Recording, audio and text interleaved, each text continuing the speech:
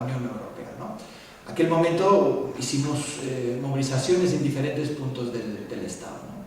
Pero yo creo que ahora que a la clase media y a una gran parte de la clase media no solo se ha demostrado que el cuento de la globalización económica y de muchos de los beneficios que nos iba a traer la Unión Europea no solo no ha llegado, sino ha empeorado fundamentalmente las condiciones de vida. Yo creo que hoy en día esta reacción de búsqueda de quiénes son responsables por estas políticas se está acelerando, ¿no? Y la cuestión es si este aceleramiento de la sociedad torna más hacia la derecha o torna más hacia la izquierda.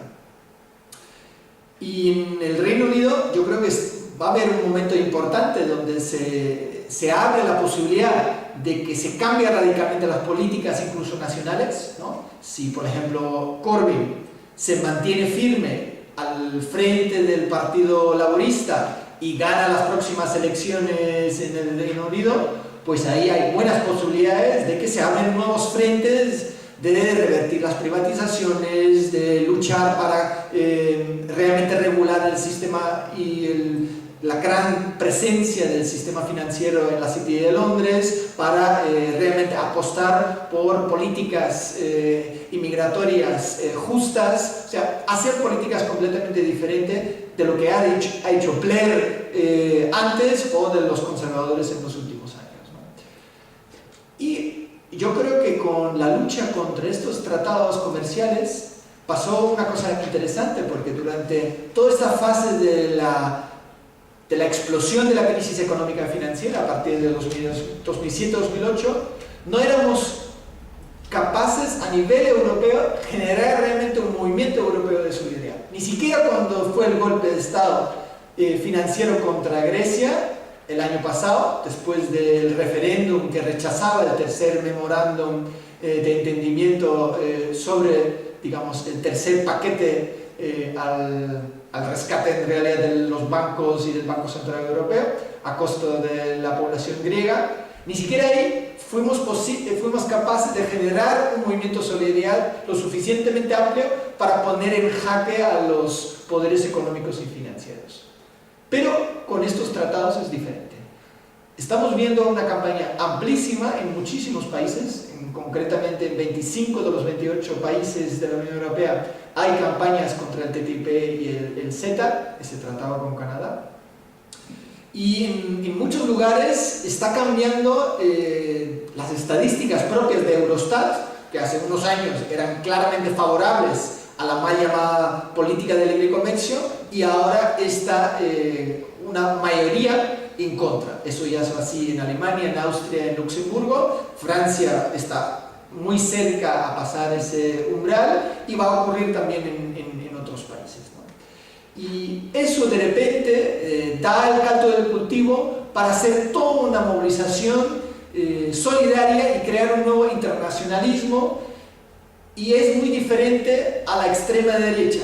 Y yo creo que en eso tenemos que insistir mucho, porque tanto la socialdemocracia como también los liberales y los conservadores, y por supuesto los poderes económicos, siempre nos quieren poner en la misma esquina la extrema derecha, los xenófobos, el Front National de Le Pen, el FPÖ en Austria, etcétera, que el movimiento que estamos luchando contra estos tratados. Cuando realmente en el fondo estamos viendo algo muy interesante, porque la gente no solo quiere luchar contra estos tratados, sino se está creando toda una gran pregunta que la gente se está haciendo: ¿quiénes toman las decisiones en Bruselas? ¿Quiénes toman las decisiones sobre políticas económicas comerciales que nos afectan al conjunto de la humanidad? ¿Y cuáles son las alternativas? Y entonces la alternativa no solo es derogar las negociaciones de estos tratados, sino realmente crear las bases para unas políticas económicas, para un sistema de producción y consumo absolutamente nuevo. Y ahí vamos a necesitar un nuevo internacionalismo.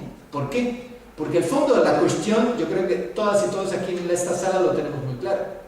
Si realmente queremos volver a dar un futuro a la juventud y a las futuras generaciones y crear empleo, no solamente tenemos que apostar por una economía feminista, y eso significa reducir radicalmente las horas de trabajo, repartir todos los trabajos, incluidos los cuidados, sino también dejar de importar. Y dejar de importar significa proteccionismo.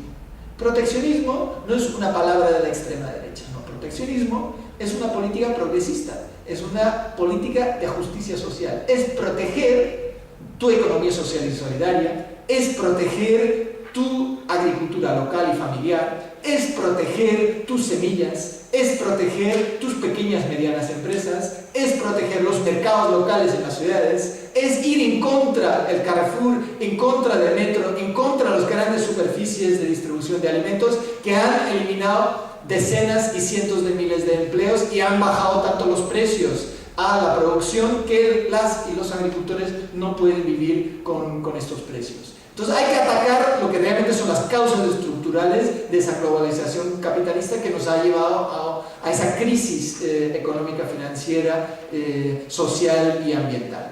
Claro, pero para estar dispuesto a hacer eso necesitamos un gran movimiento. Y a mí me da la sensación que estamos en un buen camino de crear con la lucha contra el TTIP y el CETA las bases para luego dar el siguiente paso.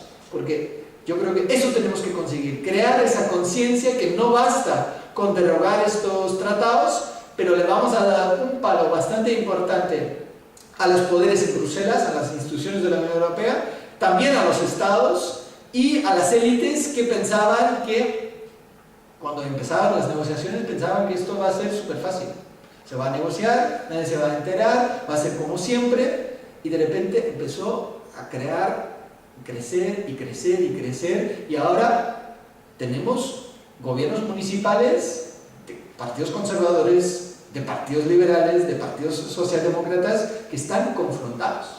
O sea, ahora mismo lo que pasa en las próximas semanas, y por eso la charla hoy también es interesante, va a definir el futuro de las políticas comerciales, incluso de la propia Unión Europea, de los próximos años y décadas. Porque lo que pasa en Austria y en Alemania van a hacer una movilización este sábado y su objetivo es influir en el Partido Socialdemócrata Alemán. Porque sabéis, comparten la gran coalición y ahí el ministro de Economía es también el secretario general, el presidente del Partido Socialdemócrata. Estos ya han dicho que quieren firmar el tratado con Canadá. Sus bases han dicho que no quieren ese tratado porque es igual que el TTIP con Estados Unidos. Los sindicatos también han dicho que no quieren ese tratado. El SPD alemán tiene un problema porque el año que viene hay elecciones. Ahora se han dado cuenta, decir ahora sí al TTIP puede ser un suicidio electoral. O sea, pueden perder muchos votos. Eso se ha dado cuenta la socialdemocracia de Alemania y también la francesa, por eso los movimientos, digamos, de cortinas de humo en los medios de comunicación de las últimas semanas. Si las movilizaciones de Austria y de Alemania tienen impacto en la socialdemocracia y en la convención de la socialdemocracia alemana el 19 de septiembre se diga en una resolución que no quieren el Tratado Unión Europea-Canadá, entonces la gran coalición va a tener un problema político importante, va a haber un conflicto interno en la socialdemocracia europea, pero sobre todo estarán dadas las bases para que varios países no pueden dar su visto bueno al Tratado Unión Europea-Canadá. Y eso no solamente va a retroceder la posible fecha de la firma de ese tratado con Canadá, sino pone en jaque toda la credibilidad que hasta ahora ha tenido, digamos, la Comisión Europea, que siempre ha negociado ágilmente y firmado y aprobado todos los tratados en el pasado. Eso puede cambiar ahora radicalmente y eso también puede tener importantes consecuencias sobre el ritmo de las negociaciones con Estados Unidos, porque si hay un problema de aprobar el tratado con Canadá, que es más pequeño y de menor grado político, económico, porque es con Canadá y no con Estados Unidos, pues realmente puede influenciar, ¿no? Y sobre todo, si ganamos esa batalla, eso va a ser, digamos, muy importante de inflar a los movimientos sociales. Mira, es posible, se pueden ganar las batallas políticas y eso puede también dar nuevas fuerzas a expandir e incluso incrementar la lucha contra el TTIP. Y como digo, yo creo que esto es una fase importante para crear todas las bases de cuestionar todo el sistema económico y financiero y ahí pues podemos vincular directamente lo que serían las consecuencias de estos tratados, ¿no?, con las luchas sociales locales nuestras, con las alternativas, ¿no? Y pongo un ejemplo muy concreto.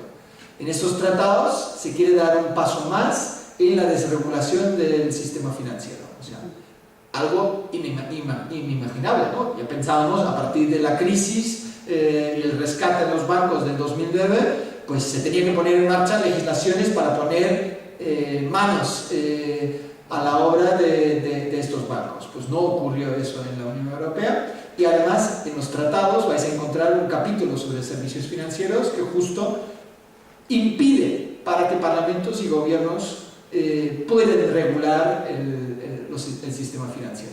Justamente el mismo enfrentamiento de Syriza, del gobierno de Syriza, con la Comisión Europea, porque ¿qué es lo que buscaba Syriza?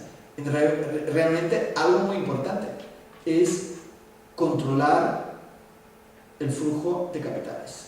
Esto lo que pone en el Tratado de Lisboa, que es estrictamente prohibido, controlar los flujos de capitales, poner, digamos, barreras a los flujos de capitales. Pues eso es justamente lo que necesitamos. Si queremos buscar una economía alternativa, si queremos salir de esa crisis, si queremos recuperar soberanía, si queremos recuperar realmente en manos nacionales y locales, digamos, el poder democrático sobre la economía, tenemos que controlar los flujos de capitales. Por lo tanto, tenemos que cambiar el Tratado de Lisboa, pero en el caso de estos tratados significaba o significaría dar nuevos poderes a los bancos y los mercados financieros, de crear nuevos papeles, nuevos mecanismos financieros, nuevas burbujas financieras. Y eso tiene que ser una alarma para los movimientos locales de defensa, por ejemplo, del derecho a la vivienda, de las y los afectados por los desahucios, de todos los que han luchado contra los preferentes, porque estas son las luchas concretas que hemos tenido en nuestro contexto local, y esto sería incrementándose de cara al futuro si se permitirían ese tipo de tratados, ¿no? Ese enlace hay que hacerlo, ¿no? O cuando hablamos de los recortes sociales, ¿no? Yo creo que hay algo que, por ejemplo, no se ha explorado suficientemente en la última campaña electoral, no sé si se está dando ahora aquí en el contexto de las elecciones vascas, pero con la ley Montoro, ¿no? La ley Montoro, durante sus primeros años solo lo conocían las pequeñas aldeas que perdían muchísimos soberanías sobre diferentes servicios públicos y competencias que antes eran ellos, y la ley Montoro se les ha quitado, ¿no?, para mancomunar y dar esto a los gobiernos más provinciales. Pero también hay unas reglas ahí de recortes a los marcos financieros de los ayuntamientos muy importantes. Por lo tanto, cuando una cosa es hablar de los recortes que impone la austeridad de la Unión Europea, pero la ley concreta para impedir que los nuevos gobiernos, ayuntamientos del cambio, como por ejemplo en Iruña y en otros donde sí hubo un cambio político importante, pues tienen las manos atadas justamente por legislaciones que la Unión Europea marca la austeridad con el pacto de crecimiento y estabilidad, pero luego es la ley Montoro, que es la traducción concreta a nivel local, cómo se impide para que los gobiernos municipales nuevos puedan hacer políticas sociales o impulsar economías sociales alternativas frente a las políticas neoliberales, ¿no? Esa traducción concreta tenemos que hacer cuando explicamos cómo nos afecta esa Unión Europea neoliberal y cómo también afecta a las luchas que buscan las alternativas económicas, ¿no? Cómo afecta eso a las pequeñas empresas. Y para mí una amenaza que siempre pongo, y ahora que hay una concejala aquí, lo vuelvo a repetir: TTIP y CETA, el gran paso que dan es quitar competencias a los gobiernos municipales, a los parlamentos municipales, en temas de contratación pública en concreto y en temas de servicios públicos. Hay unas cláusulas ahí que impiden retroceder, aunque haya consenso político, para la remunicipalización de servicios públicos, ¿no? Ya no solo a nivel municipal, también estamos hablando de grandes privatizaciones que han ocurrido a nivel estatal, ¿no? En el sector de transportes, de AENA, de Renfe, Ya hemos vivido grandes semi-privatizaciones o externalizaciones. Pues para recuperar eso, sobre todo el sector energético, ¿no? Que es fundamental para recuperar soberanía y apostar por otro modelo energético descentralizado en manos de las comunidades locales, pues eso sería un gran paso. Pero si se hace eso con todos los inversores internacionales, pasaría justamente lo que Carmen antes explicó. Como hay un cambio normativo que no existió en el momento de hacer la inversión, pues podrían llevar a España a tribunales internacionales privados de arbitraje, que ya hay 25 casos contra España justamente por los cambios normativos que hubo, los recortes en el sector de renovables, que buscan indemnizaciones multimillonarias a estos inversores, ¿no? Esa es la locura de las políticas comerciales y de inversión que estamos combatiendo, ¿no? Por lo tanto, insisto, es muy interesante y tenemos que seguir un poco en este camino de vincular los gobiernos municipales, los partidos, a esta lucha de municipios en oposición a estos tratados. Yo creo que es una herramienta muy importante. Y también el siguiente paso, que no lo hemos conseguido todavía, las pequeñas y medianas empresas. Y yo creo que aquí tenéis un reto muy interesante, porque tradicionalmente en Euskal Herria había un tejido de cooperativas, de economía social y solidaria mucho más fuerte que en otras partes del Estado, y yo creo que eso es una base que podría ser o debería movilizarse contra este tipo de tratados. Entonces yo os invito a buscar un poco también ese enlace, y yo estoy seguro que en muy poco tiempo va a haber autónomos, pequeñas empresas, incluso de las finanzas alternativas, que mostrarían su rechazo a estos nuevos atentados, que justamente busca eso, que no haya alternativas económicas, porque lo que estamos viendo con cláusulas sociales que quieren hacer en los ayuntamientos del cambio, pues con el tratado con Canadá estarían ilegales estas cláusulas sociales a partir de un cierto monto, ¿no? Compra en bienes a partir de 800.000 euros, y de contratos de servicios estamos hablando de 5 millones de euros, ¿no? Y yo creo que en cualquier ayuntamiento suficientemente grande se llega fácilmente a ese tipo de contratación pública. Pues a partir de estos umbrales, el tratado con Canadá impide lo que es lo más importante en la política municipal o la autonomía local, son los contenidos locales. Donde tú tienes que contratar empresas locales, que sean trabajadoras y trabajadores locales, cumplir con legislaciones de tal, o incluso los materiales, por ejemplo, materiales para centros culturales como este, ¿no? Que sean materiales producidos pues aquí, ¿no? de Álava, y no traídos de Finlandia o de Canadá o de Brasil, ¿no? Todo esto son contenidos locales que puedes poner en la contratación pública. Pues eso, con el tratado con Canadá, quedaría prohibido a partir de los umbrales que he mencionado, ¿no? Por lo tanto, yo creo que hay suficientes posibilidades de crear alianzas, porque yo creo que estos tratados son un ataque a muchos intereses de muchos movimientos, o incluso de actores que tradicionalmente no están activos en estos temas. Insistir brevemente. ¿Querías apuntar algo? Sí. Yo creo que Tom ha hecho un buen recorrido y un buen repaso de la capacidad que tenemos de resultados desde la movilización social y de cuál ha sido el proceso, pero por insistir, porque yo creo que en este momento tenemos procesos de movilización social que son movimientos sinérgicos, ¿no? En sí mismos, ¿no?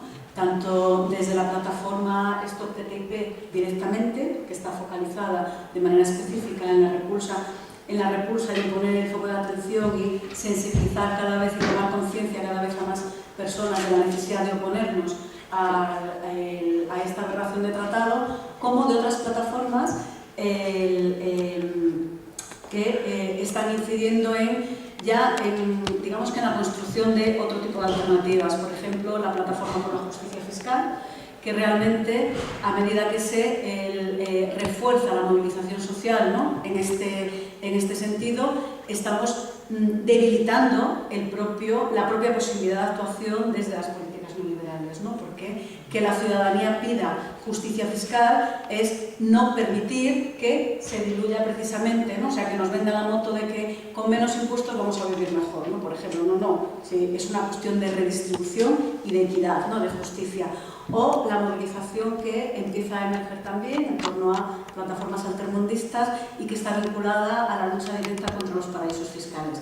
Este tipo de movilizaciones, de movilización social con respecto a estas cuestiones, son sinérgicas, ¿no? O sea, crean relaciones sinérgicas en cuanto a la capacidad desde la ciudadanía de demorar, ¿no? Porque efectivamente no es que vayamos a conseguir que cierren la carpeta de los tratados, pero sí demorar este proceso hasta que se quede lo suficientemente diluido y seamos capaces de provocar otro cambio, porque una cosa es la demora del proceso, que es a lo que se refería Tom, y la otra cuestión es que necesitamos además ser capaces de generar desde la sociedad civil un cambio político importante, porque hay que modificar las leyes electorales, fundamentalmente, y nuestros sistemas electorales, para que este tipo de situaciones vuelvan a ocurrir. Entonces necesitamos dar ese salto y eso lo podemos hacer desde sociedad civil, a medida que vayamos confluyendo en ese tipo de movilizaciones.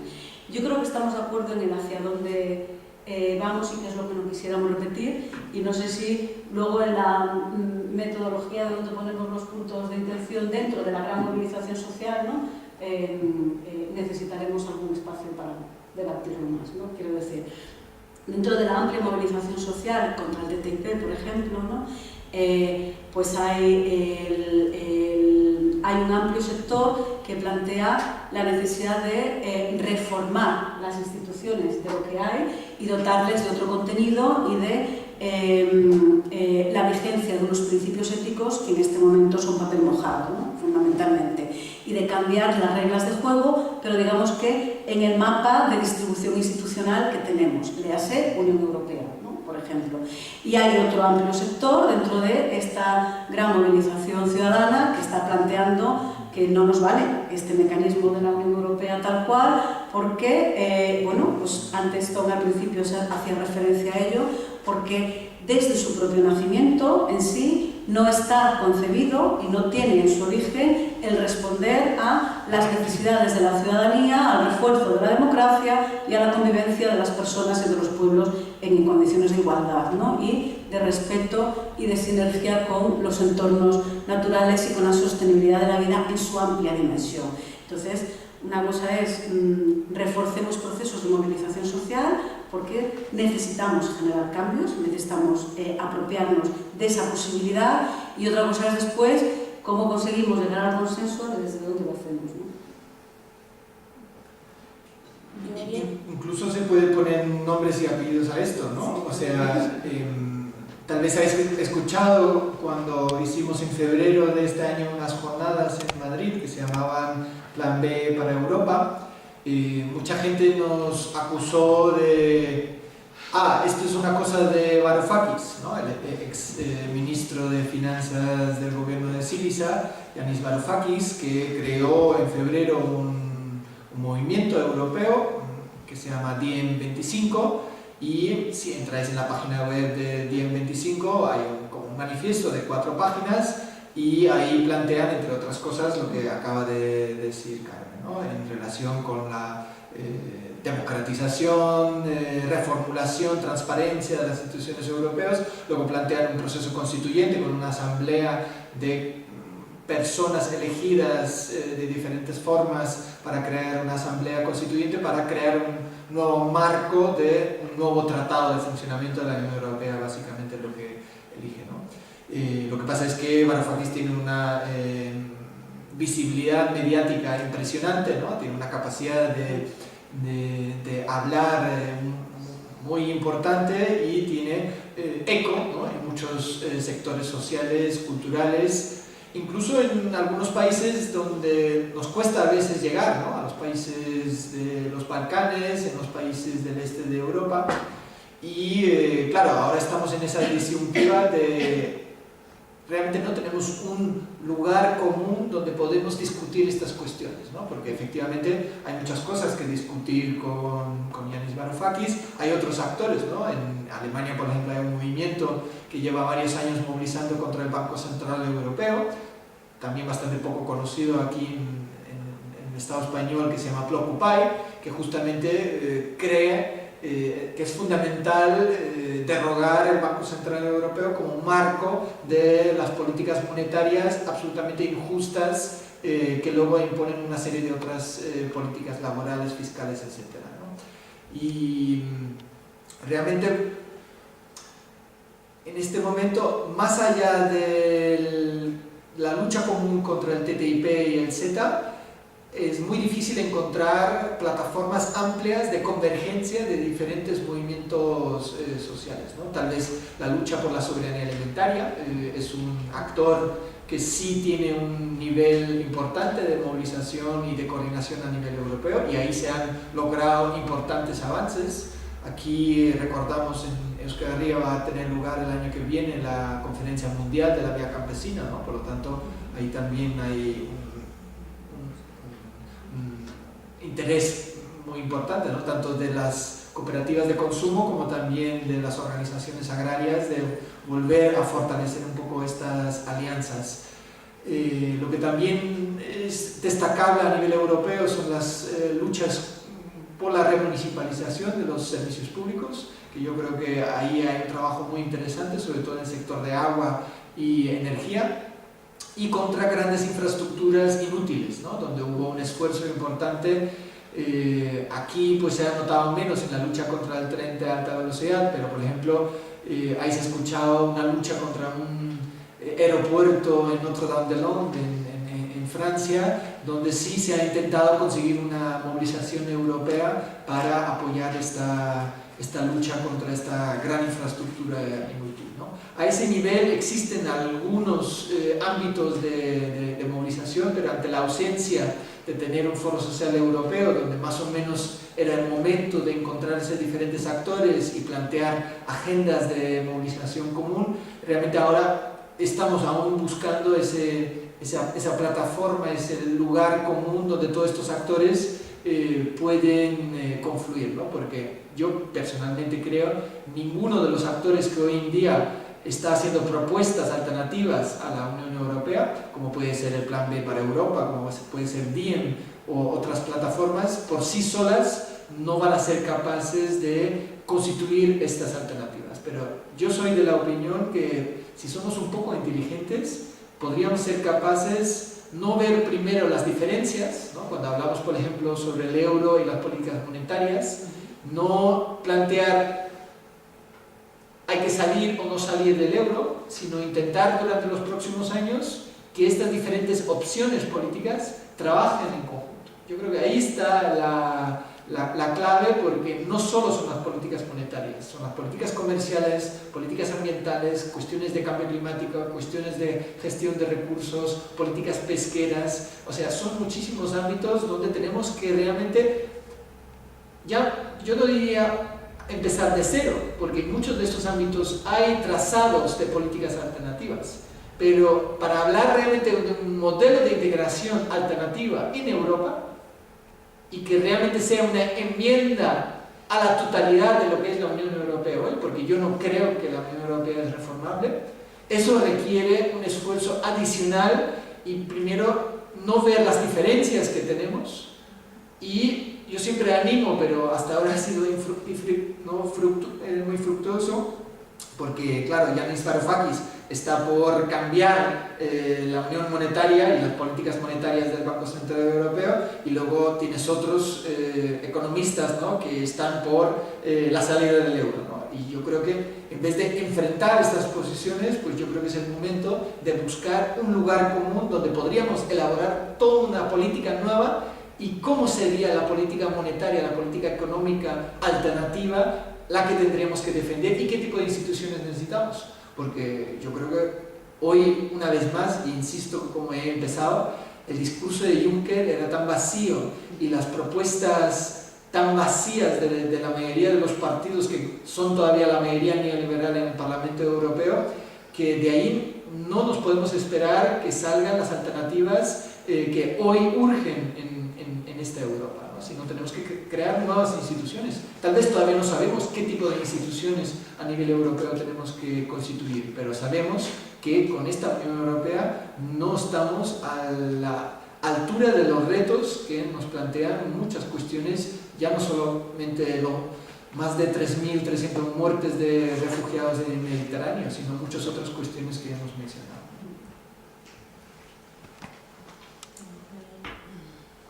Si os parece, tenemos unos minutos, no sé si alguien tiene una pregunta, una consulta, una aportación que hacer, igual un comentario sobre la campaña en TTIP de aquí. Juan, ¿quieres ser? Tenemos un micrófono, no sé si... Así, para que todo el mundo escuche bien. On-off, en principio es sencillo, ¿eh? Me han dicho que sí. Cuando se encienda la luz es que está encendido. Bueno, a capela, ¿no? Parece que no sé si por lo menos no va a haber caso, no. Ahora sí. Ahora sí, es el caso. Bueno, un par de cosas, dos temas que me parece interesante que podíamos tocar. Una sería, hoy lo habéis citado, me parece muy importante, además creo que está de máxima actualidad, es el tema de las ciudades, ¿no? Hasta qué punto las ciudades, una red de ciudades comprometida contra el tratado, pero también hacia un cambio de las estructuras de la Unión Europea, pueden ser tractores de un movimiento social amplio, o van a tener suficiente prestigio, ¿no? Como una de las pocas instituciones no desprestigiadas en el mundo de la política, que es la política local, pueden ser tractores hacia ese cambio, ¿no? ¿Y qué experiencias hay o qué expectativas veis fuera de Euskal Herria y del Estado español en ese sentido? Más allá de la red que puede haber aquí en el Estado español también, ¿no? Eso por un lado. Por otro lado, me gustaría también hablar un poquito sobre el tema de las naciones y el Estado, ¿no? Y sobre el soberanismo, no solamente entendido desde un punto de vista xenófobo, de extrema derecha, sino también como una nueva manera de reformular la propia Unión Europea, ¿no? Estoy hablando del caso catalán, perdón, del caso vasco y del caso escocés, fundamentalmente. Y esos dos temas me gustaría que si pudiéramos charlar algo sobre ello, pues a mí me parecería interesante.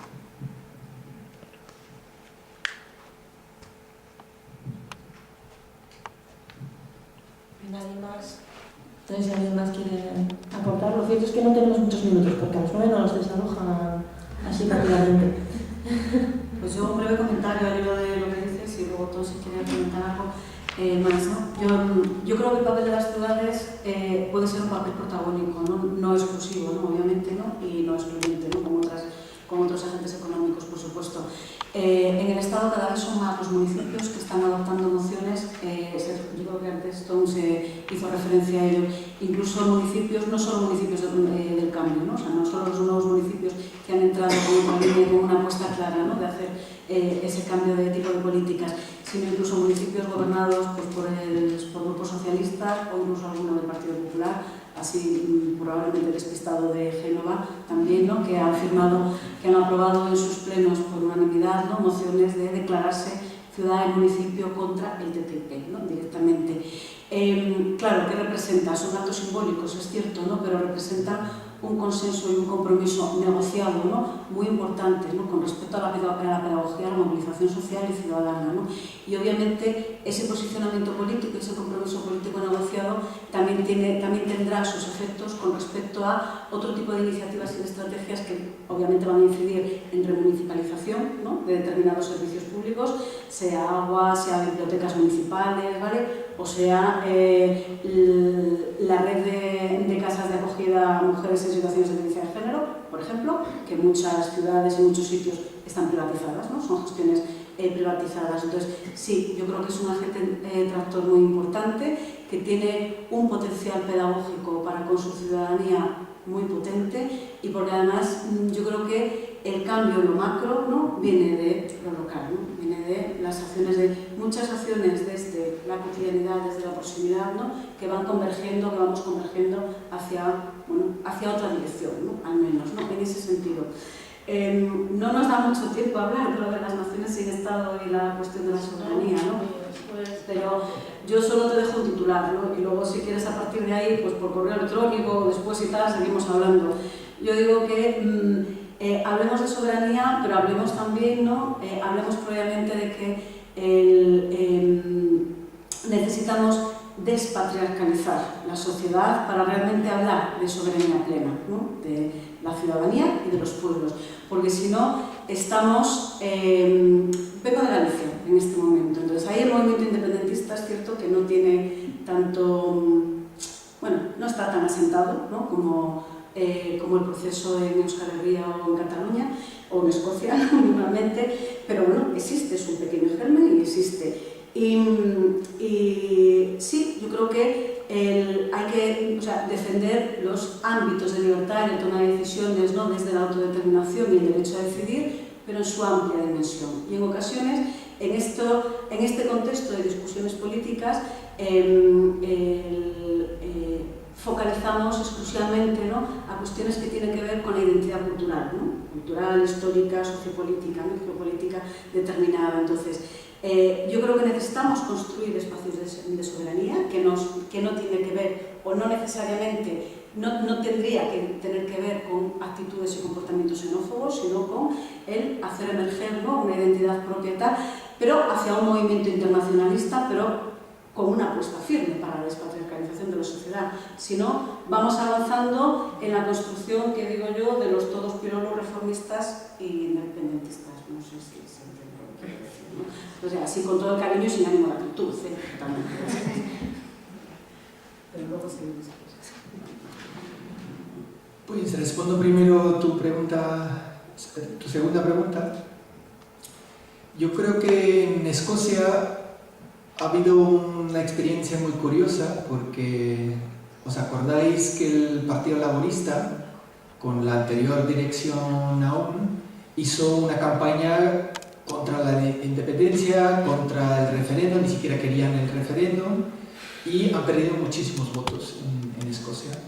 Y un partido que antes era más liberal o centro, ¿no?, se ha girado fuertemente a la izquierda y ha recogido un poco, no solo, digamos, los votos de los laboristas, sino también las bases y las exigencias de justicia social, de remunicipalizaciones y de toda una serie de cuestiones que no formaban parte del contenido mismo del paquete del referéndum, ¿no? Por lo tanto, ahí hay una serie de muy interesantes lecturas y experiencias de las que se debería hacer unos buenos aprendizajes muy importantes, ¿no? A mí me parece muy interesante lo que propone las CUP en Cataluña, porque no hablar de soberanía nacional, sino de soberanía popular, ¿no? Y de diferentes soberanías, ¿no? ¿Qué significa la soberanía alimentaria, la soberanía de vivienda, la soberanía energética, la soberanía económica, financiera? Y yo creo que ahí todavía hay toda una serie de exploraciones por hacer a las que todavía no hemos ni empezado pensando. Si los ayuntamientos del cambio empiezan a crear su propia institución financiera, ¿no?, independientemente de los bancos privados, ¿no? O sea, no esperamos a que se constituya un gobierno, no esperamos a que se cambie el sistema económico financiero a nivel de la Unión Europea, sino diferentes agentes crean sus propias instituciones financieras sin ánimo de lucro y para fomentar cambios políticos locales, ¿no? Economía social y solidaria, cambios, por ejemplo, en una nueva lucha contra el cambio climático, empezando por adecuar las ciudades a las nuevas circunstancias. O sea, se pueden hacer muchísimas cosas, ¿no? Lo que propone el Ayuntamiento de Barcelona en Común, tener tu propia distribuidora de electricidad, quitando el negocio a las grandes empresas de electricidad, y que los consumidores vuelvan a destinar estos dineros, pues, a cooperativas energéticas y a la inversión de otro modelo energético a nivel municipal. De ahí yo creo que veo muchas posibilidades. Incluso ayuntamientos pueden coordinarse para romper con los límites, ¿no? Porque estamos hablando de las ciudades del refugio, ¿no?, que quieren realmente abrir los ayuntamientos a las personas refugiadas, pero por competencias de políticas no pueden, ¿no? Pero la cuestión ahí es, ¿estarían empoderados haciendo una red a nivel europeo, traspasando los límites de lo legal y haciendo una desobediencia a lo legal establecido que no les compete a ellas las políticas migratorias o de asilo? Yo creo que ahí está la gran cuestión, ¿no? Tenemos instituciones que realmente estarían dispuestos a desobedecer ciertas normativas. Yo creo que ahora tenemos el gran reto que los ayuntamientos se unan contra la ley Montoro, ¿no? Salga un nuevo gobierno o lo que pasa, pero decir no aceptamos estos límites de gasto, no aceptamos estos límites de austeridad impuestos de la Unión Europea. Y yo creo que de ahí pueden surgir muchísimas otras cuestiones, ¿no? Lo que es la alimentación ecológica en los colegios, muchísimos aspectos de políticas municipales, pero ayudándose mutuamente y ver buenas experiencias, cuestiones también de sacar el tráfico de las ciudades, cuestiones de lucha contra el cambio climático, de cambio de modelo energético, de inversión local, de procesos de remunicipalizaciones que han funcionado muy bien, de alianzas con pequeñas y medianas empresas. Todo esto podría perfectamente en una red donde realmente se quiere trabajar juntas, porque tenemos muchas instituciones como la Federación Española de Ciudades y Municipios que realmente ahí no hay nada que hacer. Necesitamos nuevas instituciones que realmente, donde los que trabajan en las instituciones estarían dispuestos a dar estos pasos, ¿no? Yo creo que eso es el gran reto y yo veo muchas potencialidades a nivel europeo. Y hemos ido a un seminario de la Fundación Rosa Luxemburgo en julio y curiosamente lo que más le interesaba a mucha gente de Italia, de Grecia, de Alemania, de Austria, era esto de, por supuesto, siempre se pregunta por Ada Colau y Barcelona, y qué se puede hacer, cómo se puede expandir estas ciudades rebeldes, ¿no? Estas ciudades por el cambio a nivel europeo, ¿no? Y incluso, ya que no se ha preguntado, pero lanzo ahí un poco el enlace con Estados Unidos. Si vemos qué ha pasado con Bernie Sanders y cómo ha atraído muchísima gente en la campaña electoral, ha recogido muchísimo dinero, casi 500 millones de dólares para la campaña electoral, muchas semillas que él y toda la campaña y otros partidos menos conocidos como el Working Family Party y otros que apoyaron la campaña de Bernie Sanders, en realidad están trabajando a nivel municipal. Y de hecho, conocí ahora gente de este partido que yo no conocía, del Family Working Party, que ya tienen como 150 concejalas y concejales trabajando en diferentes ciudades desde una perspectiva de izquierda radical de transformación, ¿no? Por lo tanto, yo creo que ahí también pueden surgir nuevas semillas y grandes ciudades como Seattle, San Francisco, Nueva York, por ejemplo, han aprobado declaraciones contra el Tratado Transpacífico, ese otro tratado, megatratado que ha mencionado antes Carmen con el Asia-Pacífico, ¿no? En ese sentido, también hay en otros lugares del mundo nuevas búsquedas desde las políticas municipales de intentar buscar el cambio. Y si queremos un ejemplo negativo de donde se abandonó ese campo, es el PT en Brasil.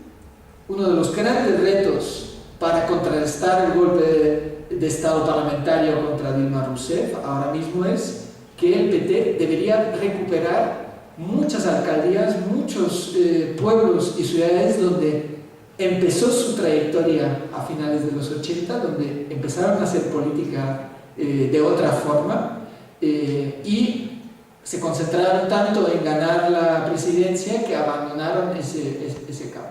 Y yo creo que el camino de recuperar esa presidencia también pasará de recuperar muchas de estas políticas municipales que se habían hecho en su momento, que también debe ser un aviso, obviamente, a las fuerzas, sea Unidos Podemos, sea Bildu, sea las CUP en Cataluña, yo creo que las CUP ahí son un buen ejemplo, que realmente es una fortaleza importantísima.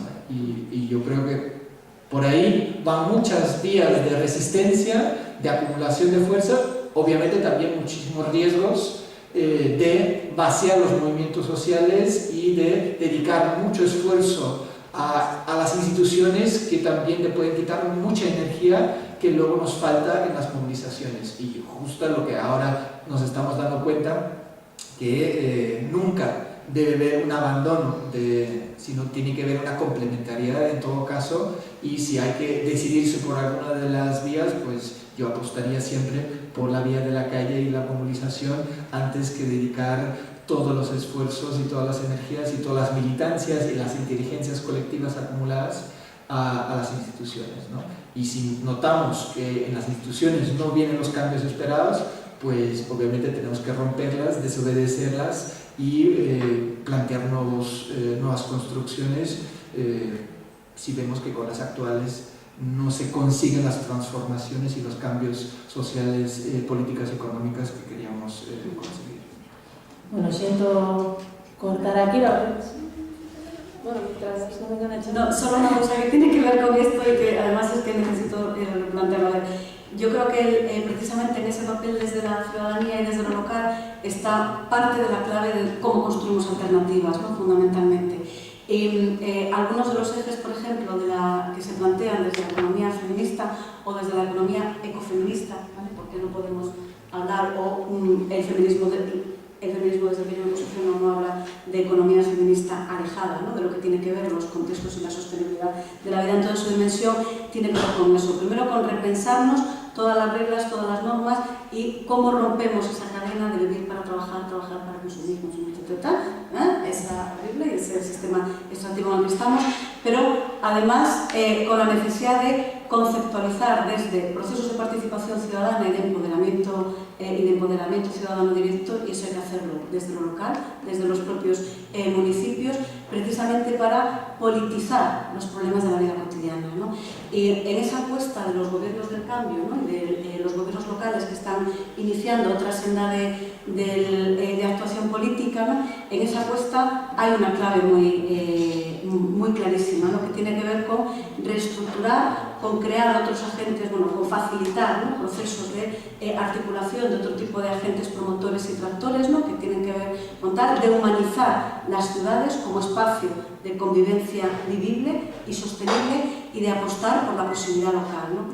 No solo por el tejido y la economía local, sino por las relaciones de proximidad y hacer emerger los cuidados que tienen que ver con las relaciones de proximidad. Yo creo que todo eso está dentro del papel que podemos jugar desde la movilización social y desde la cuestión de qué hacemos, ¿no? Con los municipios que realmente, y desde el trabajo a pie de calle, ¿no? Con la ciudadanía y las instituciones locales.